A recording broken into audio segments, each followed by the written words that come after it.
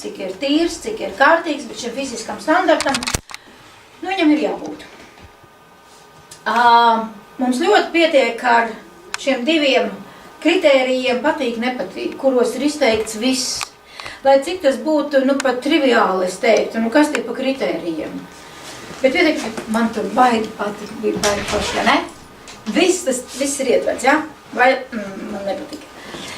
Un noslēguma punkts, vissvarīgākais punkts. Subjektīvs vērtējums par saņemto attieksmi, viesmīlības līmeni, cenu, pārdošanu, stilu un tā tālāk. Subjektīvi. Droši drīkst piesēst. Tātad mūsu subjektīvais. Kāpēc es šo subjektīvo arī pieliku? Es aizbraucu pie jums. Mīļoto vīrietu. Viss man jau ir rozā brillēs, vai ne? Protams, ka jūs māja arī. Neapšaubām, es atbraucu un es stāstu, cik viņam bija forši. Patiesībā jau bija forši to mīļoto vīrietu. Un aizbraucu, pieņemsim, mans bērns, kuram sāp zobus. Man tur viss riebās, tur viss bija slikti. Sapratāt, kur atšķirība? Jūs bijāt kā toreiz tā, tagad bijāt ok. Klasiskais piemērs Venēcija. Divas daļas cilvēku. Vieniem, wow, vai patīk. Nekā pašāks pasaules nav kā Venēcija. Atkal, kāpēc es teicu, es un mans bērns. Atbrauc mans bērns, mam, kā tu tur varēji, tur tak smird viss. Es biju burvīgā laikā ar burvīgu kompāniju. Viņa bija pēc koncerta nokusus un tik tiešām zobus sāpēja vēl. Protams, ka Venēcija smird, neapšaubām, ja? Un tam subjektīvam ir ārkārtīgi liela nozīme. Tas pats arī subjektīvais vērtējums, kam mēs kad mēs kaut kur arī dodamies, kā es teicu, citu atsauksmes. Ja jūs lasiet, nezinu, tādi modīgi fórumos un visur citur internetu vidē, kad lasam atsauksmes par kādu noteiktu vietu, ja tur, piemēram, saka, ka tur bija vai nu, kaut kādi fiziskie tie standarti, tad vēl tā kā ok, bet ja mums ģimene saka, tad atkal ir jābūt ļoti, ļoti uzmanīgiem. Jo ģimene nevienmēr ir tas labākais padomu devējs objektīvā vērtējumā. Objektīvā vērtējumā ģimene nevienmēr ir. Arī par ceļojumiem, varbūt par kādu konkrētu vietu būtu mazāk, bet ja runājam par ceļojumiem, jo viņiem liekas, ka viņiem par viss ir skaidrs absolūti. Sapratāt to manu domu? Viņš aizbrauc, piemēram, nu, teiksim, atkal to pašu Turcijas standarts ir, ja? Aizbrauc uz... Kāds vispār valda par Turcijas standarts mums Latvijā? Nu? Nu, ne tas labākais. Tieši tā.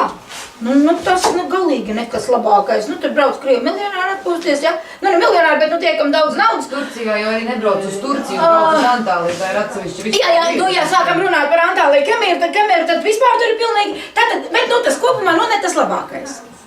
Tieši ar šādu attieksmi es ar saviem ģimenes draugiem, man ģimene, mēs arī devāmies uz Turciju. Vienkārši radās iespēja, kā tu neizmantosi. Mīļie, tas labākais, ko es varu teikt, mēs gan nebijām Antālijā. Bet man ļoti patika pat tas cilvēks, kas mums bija līdz, tas mūsu ģimenes draugs, kuriem vispār nekas nepatīk. Viņš teica, es esmu pilnīgi pārsteigts. Tāpēc nevienmēr tie spriedumi ir tie, es saku ģimenes spriedumi, jo ģimeni mēs uztveram kā kaut ko absolūti patiesu, un nevienmēr tas spriedums ir objektīvs. Un tad, kad mēs aizbraucam, tad var gadīties, ka pilnīgi savādāk ir. Es varbūt mēģināšu vēl pa vidu par šīm lietām runāt, varbūt tā būs saprotams drusku labāk. Tātad par šo. Kā var pārbaudīt viesmīlumu? Mēs atkal atgriežamies pie standartiem. Es runāju par tātad zvaigznēm jāatceraties, taureni, zaļo certifikātu, ekopuķīti un zaļo atslēgu. Veseli 5 mums bija. Un es nepieminēju vienu, kuru, kā jau es teicu, es drusku lobēju. Kāpēc? Tas ir Cool Latvija. Pietiekam jauns standarts Latvijā. Laikam kā 3. gadu.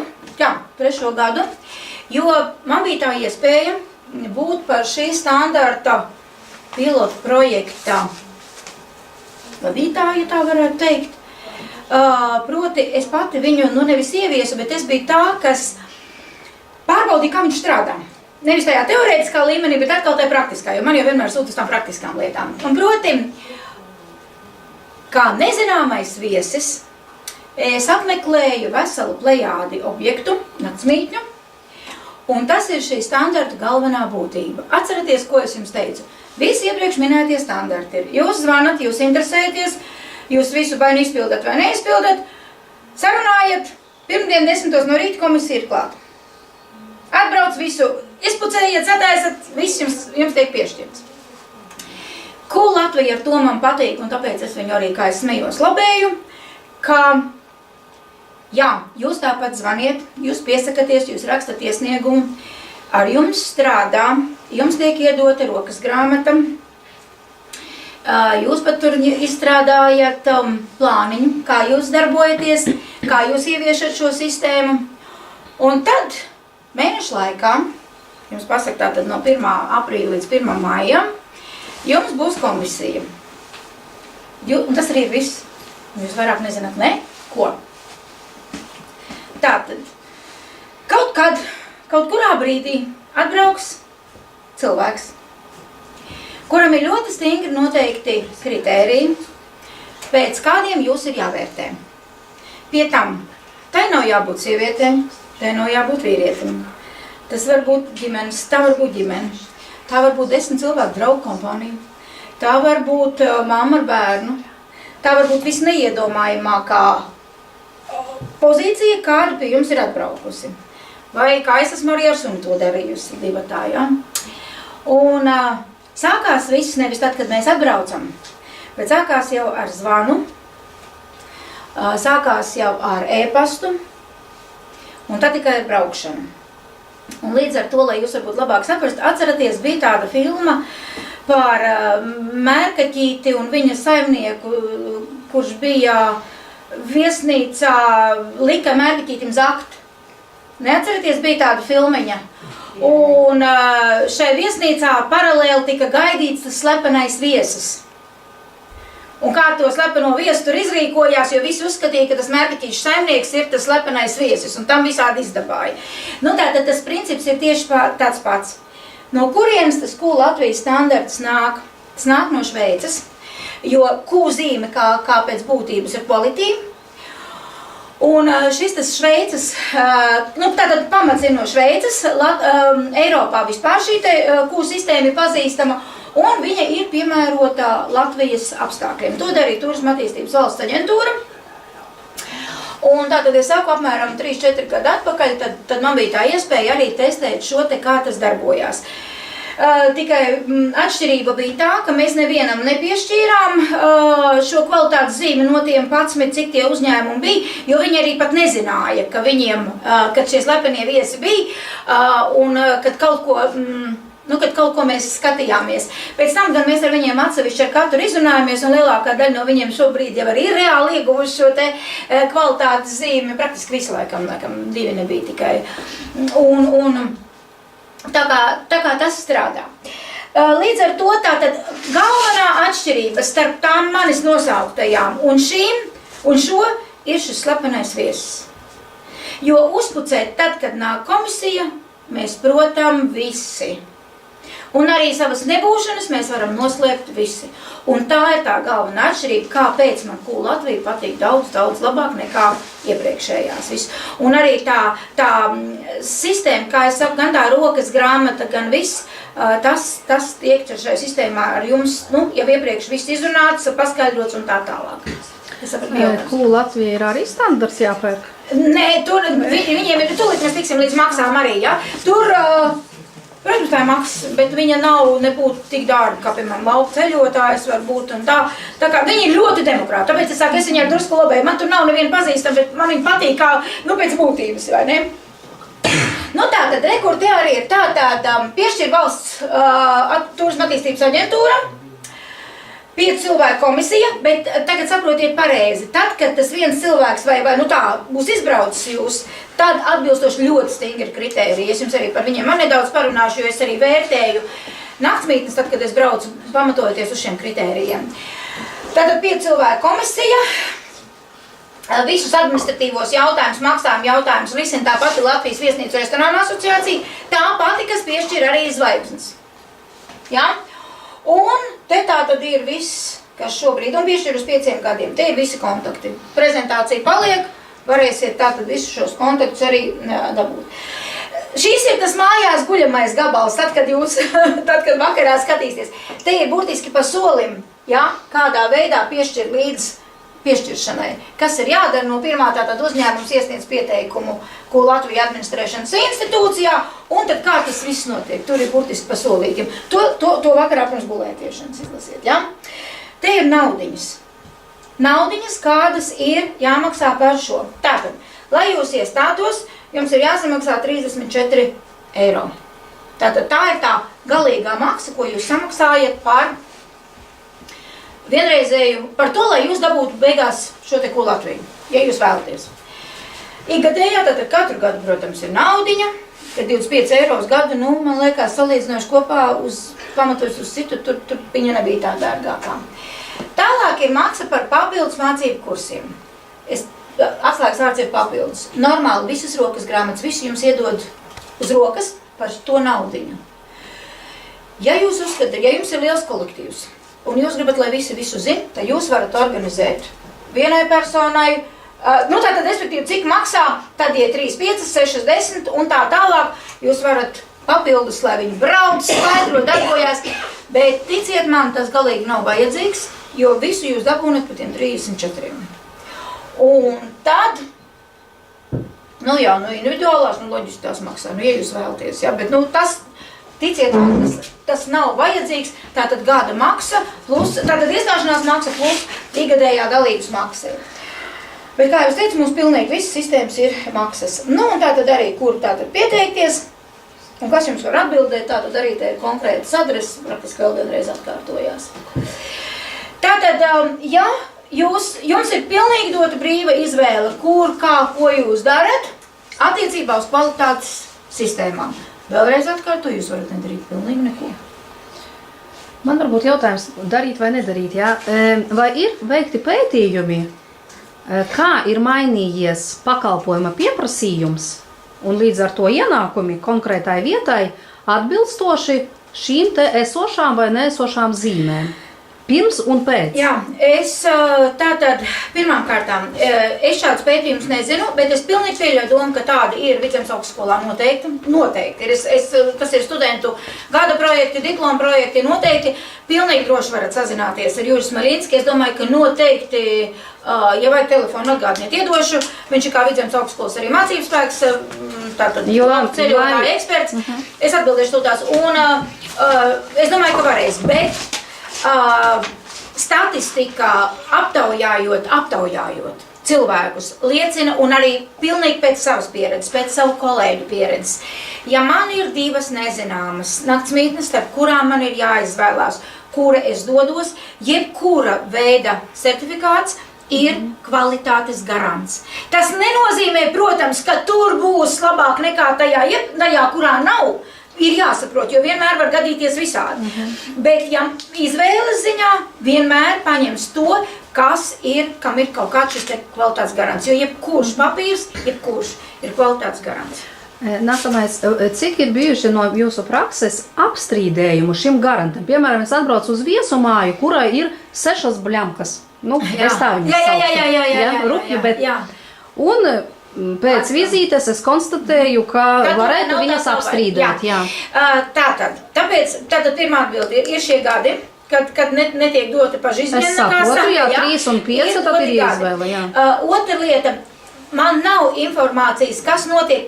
Man visā praksē nav bijis tāda gadījuma, kad kāds būtu apstrīdējis, bet šis ir atstrādāts, atkal vienīgais, ko es zinu, kā ir atstrādāts, ir Ko Latvijā.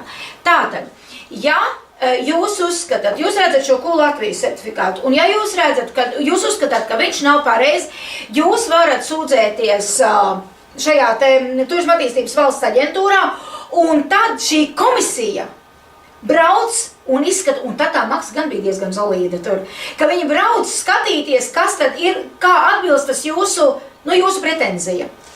To dara, un tad nu ir jāmaksā gribot, negribot. Kas Bet maksā? Uzņēmējs loģiski. Uzņēmējs. Tas nozīmē tā, ka, Uzņēmējs. piemēram, ja es gribu blakus uzņēmējam, kuram ir šī blanka, izdarīt patīkami vai nepatīkami, tad Vienkārši var iznīcināt. iznīcināt konkurentu. Vai, ja nebūs pamatoti, tad nav jāmaksā. Protams. Tur tad tas vienkārši Tas nav izprast sistēmu. Atšķirības starp šīm sistēmām, lūk, tai Cool Latvijai ir šis mehānisms atstrādāts, jā. Bet man īstenībā šitais jautājums jau bija uzdots, un es pēc tam, kad sazinājos ar Bukas kungu, tātad šo 3 gadu laikā nav vispār tāds variants bijis. Nē, nu es saprotu, jo tur jūs inkognito viņš uzliek ierodaties. pamatīgu pienākumu, jo, redziet, ko atkal es gribu, lai jūs saprotat. Lai kā būtu, turisma joma nav nenormāli plaša Latvijā. Nu, tas ir diezgan, kā lai jūs pareizi saprast, tas loks ir diezgan šaurs. Profesionāļi savā starpā viens otru pazīst kā raibus suņus. Uzņēmēji varbūt ne, jo jūs dzīvojat savā noslēgtā vidē. Mēs gan tāva, gan viesnīcu restorāna asociācija, nu mēs viens otrus zinām, nu gana labi.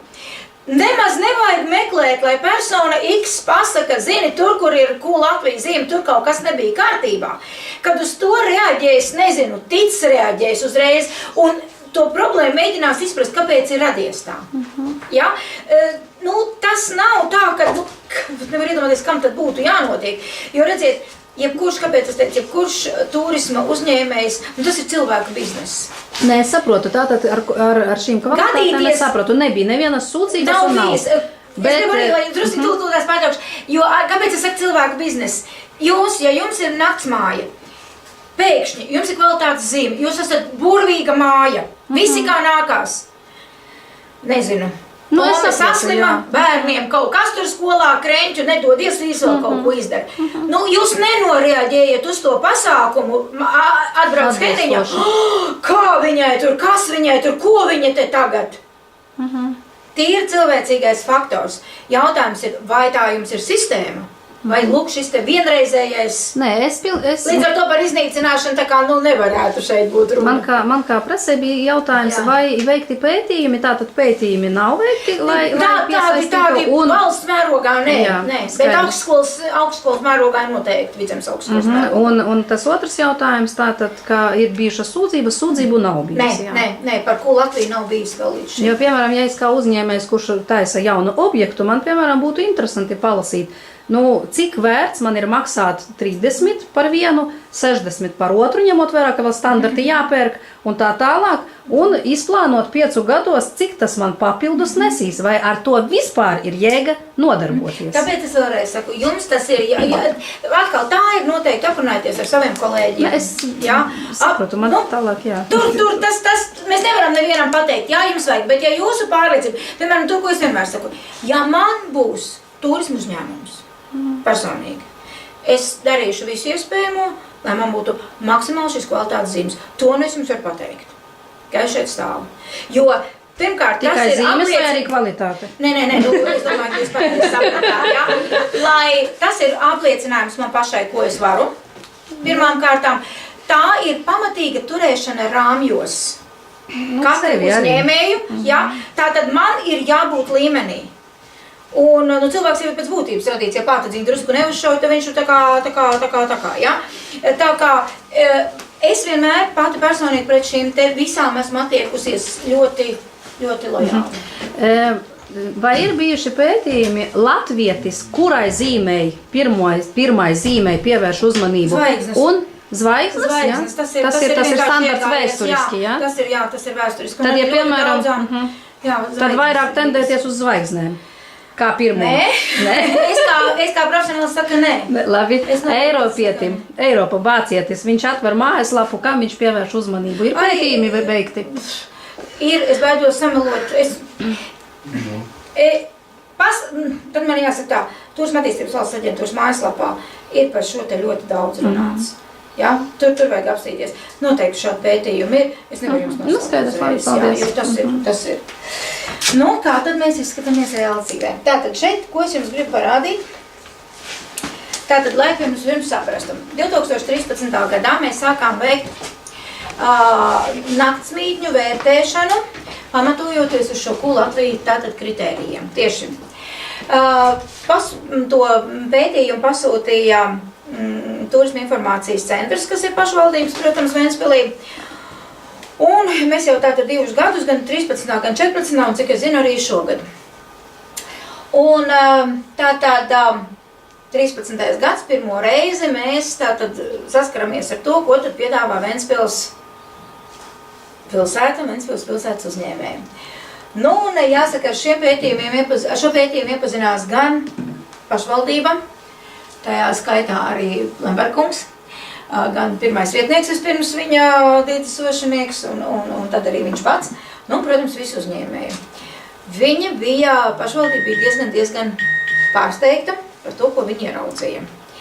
Nu, un tātad pirmais sākās ar e-pastiem, ka tātad atkal kā personīgs, toreiz es biju Janetī, ja nemaldos, es izsūtīju praktiski visiem vienādu e-pastu, tātad labdien, man tajā un tajā datumā ir nepieciešams naktsmītnes, un ko jūs man varat piedāvāt, un tā tālāk. Nu, un tātad 2013. gadā ir rezultāti. Es ļoti ceru, ka jūs zināt, ka pastāv tāda e-pastu etiķete vai netetiķete, jā, kurā ir gan dažādas versijas, vienā variantā saka, ka jāatbild ir pirmo 20 minūšu laikā, cits tur saka stundas, bet katrā gadījumā šeit bija uzstādījums, ka stundas laikā, nu tas mazākais termiņš ir, bet nu, jau no 1 līdz 3, nu tā kā vajadzētu atbildēt, nu, bet tālāk jau tur ir kā tā dalīšana ir. Nu, lūk, par ko tātad bija šokā pašvaldība un arī patiesībā paši uzņēmēji, tātad no 60 naktsmītnēm, pirmajā gadā mums bija 61 naktsmītne, 43% neatbildēja vispār. Vispār neatbild no uzrādītajiem e-pastiem. 7-12 stundu laikā, tātad pēc 7 stundām, tad, kad es esmu aizsūtījusi, atbildēja 26, 7 stundu laikā, tātad līdz 7 bija 5%, vai 3 naktsmītnes, 5 stundu laikā līdz 5, 3 stundu laikā 10 un 1 stundas laikā man atbildēja 8, tas ir arī 5. Esmu dzirdējuši šeit tad no uzņēmējiem, ka argumenti 2 parasti ir. Es taču nevaru nesāt visu laiku līdzi, es taču nevaru sēdēt visu laiku pie datoru. Nepiekrītu, jums pie datora nav jāsēž mūsdienās. Mūsu tehnoloģijas pieļauj to, ka jums e-pasts atnāk uz telefonu. No 13 telefonā. Jā. Mēs arī runāsim par 14. Un līdz ar to tas ir atrisināms. Un atkal es saku, domājiet solīti uz priekšu. Nevis gaidiet, te atkal tā kā kopumā runāju. Nevis gaidiet, kad jums uzņēmēji, kad jums klienti paprasīs šodien kaut ko, un jūs rīt to uztaisīsiet, ko klients jums paprasa. Bet uztaisiet šodien to, ko jūs zinat, ka klients jums paprasīs rītā. Sapratāt to domu atkal. Jums ir jādomā ar klientu smadzenēm, ko viņš vēlēsies. Un jāmēģina izprast to atkal. Neviens pasniedzējs, neviens lektors, neviens skolotājs mums neiemācīs. Čuvis, ņūks un poņa. Tātad 2013. gads ir šāda situācija. Pagājušo gadu, kā jūs domājat, kas mainījās? Nē. Nekā. Man bija 7%, kas man neatbildēja. Atbildēja visi. Tātad saka, 7% bija, kas neatbildēja, bet pārējie visi atbildēja. Ņēma vērā un atbildēja. Ko es gribu teikt? Kur ir tā ideja? Es pati arī personīgi, un es zinu, ka ļoti daudz cilvēki izmanto e-pakalpojumus, proti tātad e-pastu. Lūdzu, ja jūs neatbildat šiem klientiem, jums patiesībā ir iespēja, ka jums nauda aiziet gar degunu. Es varu braukt un izvēlēties tur, it īpaši, ja nedod jūs man deg, tur, kas man pirmais atsūta. Un tur es arī dodos. Es nesaku, ka tā ir zelta abets, kurā ir ielikts, bet mans atkal mīļais teiciens, mēs nezinām, kurā brīdī tā zelta sēkliņa iekritīs auglīgi augsnē. Un varbūt, ka tieši tas ir tas klients, kur es esmu palaidus garām. Viens jautājums. Es saprotu, ka ir apzināta problēma. Neatbildēja un atbildēja 2 gadu rakursā. Vai ir pats svarīgākais, man piemēram, vai ir papētīts starp tiem, kas neatbildēja, un tad sāka atbildēt? tajos 30%, cik ienākumu pieaugat gada laikā? O, nē, nu tā nebija manā. Nebija, jā? Pirmkārt, tas nebija mans uzdevums. Nē, es domāju, varbūt pētīts, Nē, nav, jā? droši vien, kad atkal tādi ir, tas nebija galīgi mans uzdevums, šobrīd mans Nu, bet neviens neteica, paldies, ka jūs man iemācījāt atbildēt. Ļoti daudzi to teica. Jo man šogad labāk iet. Nē, ļoti daudzi teica par to, ka viņi vienkārši tam nepievērš uzmanību. Ka viņi vienkārši līdz tam neaizdomājās. Jo tad, kad mēs runājām ar šiem uzņēmējiem, ja, tad tiešām bija, par ko es biju izbrīnīta, kad ļoti daudz uzņēmēji teica, mēs vienkārši par to pat neiedomājamies. Nu, tur viens e-pasts vairāk vai mazāk. Nu, tad tā problēma. Ne, nav problēma, ja jūs uzskatāt, ka nav problēma, ja?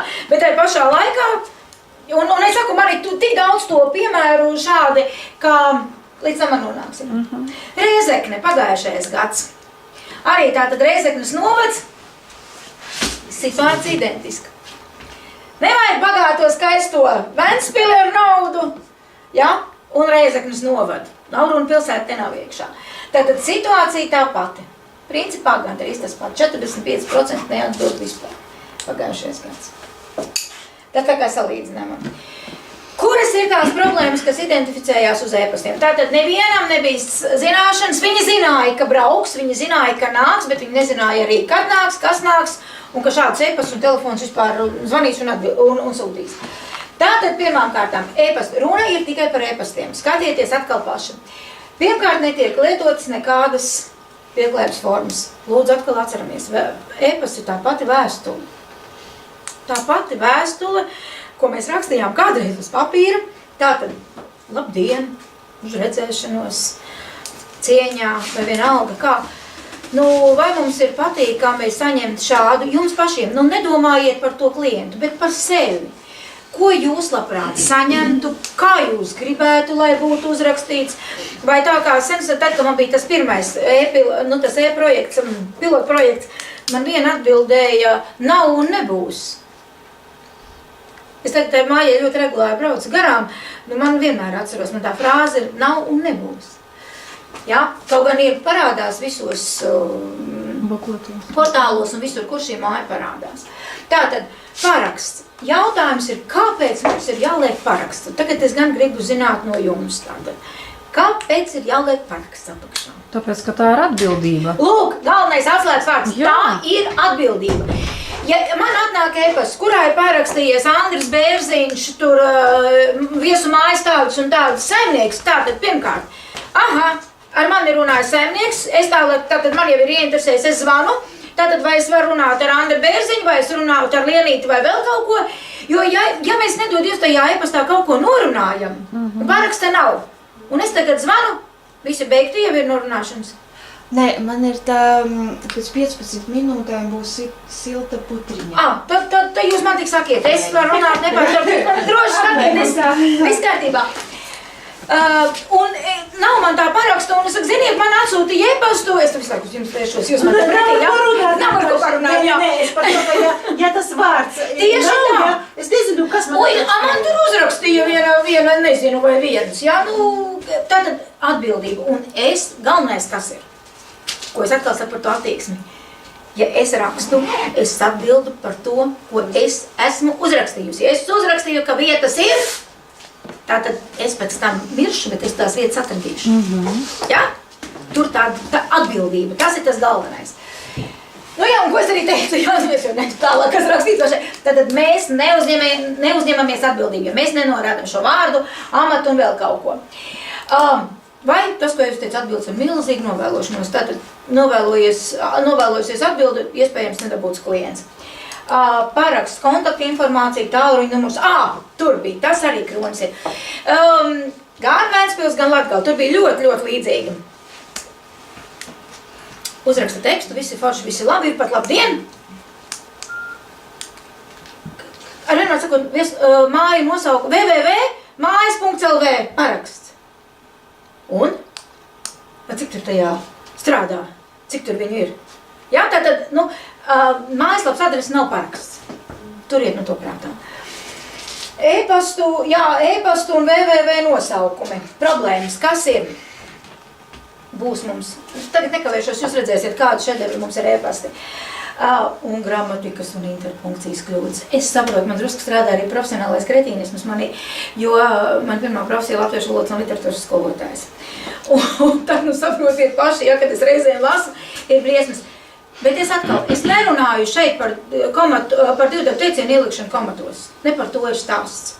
Ir stāsts par elementāriem punktiem, elementāriem lieliem burtiem, tādām elementārām lietām, ja? Tā kā tās ir tās galvas. Lūk, es teicu, mēs par nosaukumiem. Te es arī jums sāku no pozitīvā. Piemēram, runa ir par Latgali, par Rēzeknes novadu. Tātad pozitīvie piemēri. Droši vien, vai tie, kas jau varbūt braukā pa semināriem, ir varbūt dzirdējuši Aivaru Mackeviču, ir tāds kungs, kurš ir guru mums, un viņam tāda ļoti mīļa tēma, tāpēc es tā īpaši nepieskāršos, bet, teiksim, tā reālā situācija atkal kāda ir. Te ir pirmais, te ir tie pašie pozitīvie piemēri, tātad mums ir Bāka, mums ir Azarkrosti, mums ir Hotel Rūmas, Zaļā sala. Jā, daudzi teiks, ka varbūt inbox, forši taču būtu, ja tur, veiksim, būtu Zaļā sala, zaļāsala.lv. Skaisti būtu droši vien. Ir ir labi, kad ir šādi, ir inbox, jebkurā vietā pieejams, viss ir kārtībā. Ja? Nevajag arī jau pārspīlēt, ja ir iespēja, ja kā piemēram, es nezinu, kuram te vēl varbūt ir tas, kā šeit būtu, piemēram, Hotel Rūmas, hotelrūmas.lv, ja, vai arī šis, skaisti, bet teikt, ka tas būtu, nē. Tālāk, nākamais ir tādā vilstošā secībā Osmaņi. Droši vien arī esat dzirdējuši Mājiņu Osmaņu, kas ir ļoti, ļoti sena jau. Šis te dažam varbūt var radīt, nesaprašanos kāpēc, bet no vēstures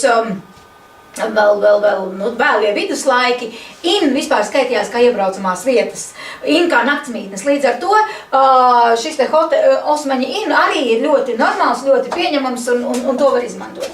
Par šiem es nedaudz pasmīnēju. Teorētiski nav labais tonis likt savu vārdu un uzvārdu, ja? Bet šīs divas bija Viesumāja Jānis un Viesumāja Vilnis. Ja, līdz ar to bet arī saimnieku vārdu tādi ir. Līdz ar to ir ok. Kāpēc es pieminēju šos? Info@atpūtas bāzes, Rāznas ezers @inbox, Travel @Selēna, neko neizsakošas par šīm naktsmītnēm. Tikpat labi tā var būt ceļojuma aģentūra, kas patiesībā tā arī ir Travels @Selēna, bet viņi tur nāk arī iepastu uz naktsmītnēm, uz kempingiem, vai driving, naktsmītne, driving, mēs zinām, drive braukt, jā, kas mums darīja. Ja ir runa par mums personīgi, tad, protams, vārds uzvārds ir ļoti labi, bet, ja runa par Viesumāju, varbūt, ka tomēr vajadzētu izvairīties, jo, protams, ka tas ir labāk nekā Sanuks 16, vai kā man ir bijis Sliede un Veibīte, un Dievs vien zina, kas vēl ne. Tādas, protams, ne. Tā kā par to arī ir jādomā. Šie ir tikai tādi daži piemēri, vai Masieri mani, piemēram, bijis arī uz naktsmītnēm atnāk, jā, tu sāc domāt, kas tad tur ir par naktsmītni. Tā kā arī sīkumi, bet, tāda ir tā reālā situācija. Tālāk bija tālruņa zvani. Tātad, tas man vislabāk nepatika, bet, kritērija ir un ir jāpilda. Tātad, proti, katra naktsmītne tika apzvanīta, un arī izliekos pilnīgi muļķi, un diena, tātad es tur vēlētos tādu un tādu, un tad kā tad ar mani komunicē. Un tā ir atkal tāda vesela, var rakstīt grāmatu par to, kā ir bijis jau visos šajos te, tātad pirmām kārtām atceļot klausuli. Latgalē pilnībā visiem bija. Jā, halo, lūdzu. Kas ir jāsaka? Naktsmītne tāda. Elizabete tāda. Vienalga, jā.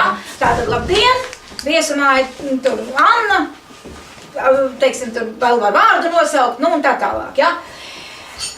Es jau beigās sāku smieties, man bija visiem jāhalo, lūdzu, labdien, vai es esmu sazvanījusi Viesumāja Rūmas? Labdien, vai es esmu sazvanījusi to un to? Labi, beigās jau kā humoru uztēr. Tālāk, atkal neatzvana. Ja es esmu zvanījusi, mūsdienās šīs funkcijas atzvana, ir tīpaši, ja jums ir telefons darba, sauksim viņu, ja? Tā kā atkal jums ir pilnīgi iespēja, tas klients aiziet zudībā. Pat es piedzīvoju, kad vienreiz atzvanīju otrā dienā. Dieva lai, vismāk Dievs, cik labi es piezvanīju. Man aicināja projektu naudiņām lasīt lekcijas. Un es nebūtu atzvanījusi, protams, ka būtu atradusi citu lektoru. Nu, neapšaubām. Nu, domājiet, ko jūs darat, atzvanat vienalga, kā vēlāk atvainojiet. Bet pirmkārt, tas arī par jums liecina uzreiz daudz pozitīvāk, cik... Ja viņi saka, ka viņi atzvanīs un būs, tad piemēram piesaka man uz tādu datumu, Jā. mēs atbrauksim. Lupu, ja tev Un nav, zvaniet. jā. Un es jau, nu, man, piemēram, 2 nedēļas, es taču, ja man viņi pieteiksies, man pirmām nebūs, kārtām un lūdzu. sorry. Bet viņi saka, nē, mēs jau citur dabūjām. Es saku, kāpēc jūs nepiezvanījāt? Nē, tātad, Jūs teicat, zvanīsiet. visiem saku, visi tas ir mīļie, ja arī. šādi zvana, lūdzu atstājiet savu tālruņa numuru. Nu jā, bet ja Pilnīgi viņi visiem. saka pārzvanīs, un es domāju, būs vai nebūs, Tādā piemēram, man aizmirstiet, ka nākošā dienā atkal prasa, ja? Jā. Nu labi, man liela kārtība, bet es Aizmirstiet nezinu, šo ko, klientu, aizmirstiet un dodiet bet es tam nezinu, ko klientam, kas ir. atbildēt. Un Nē, es nē. visiem, es vienam pat pieteicu, un visiem pārējiem, viņi vēl pasaka, bet, un jā, un vēl saka, mēs gribam vieni būt, bet es saku, tur platības pietiek, jā? Šī situācija. Bet tur, ka man citi saka, tā jāņem dārgāk, ja viņi vieni grib, piemēram, man tur 0,5 hektāra Nu, platības. tā ir, protams, tā ir atkal tāda situācija, ko jūs varat pati noteikt. Nu, jā, jā, varbūt dārgāk, jā. tur situācijas var būt dažādas. Bet tikai tas, ka vot piezvani, nē, mēs jau, es nedēļu iepriekš gandrīz piezvanu, bet jūs teicāt, ja darbosiet kaut kur citur, piezvanīsiet. Nu, jā. Nu, jā, Tā kā parasti ņemat telefonu numuru. Cik iespēja robežās? Es atvainojos, es iestarpināšu mazliet, jā, papildinot to domu, jā.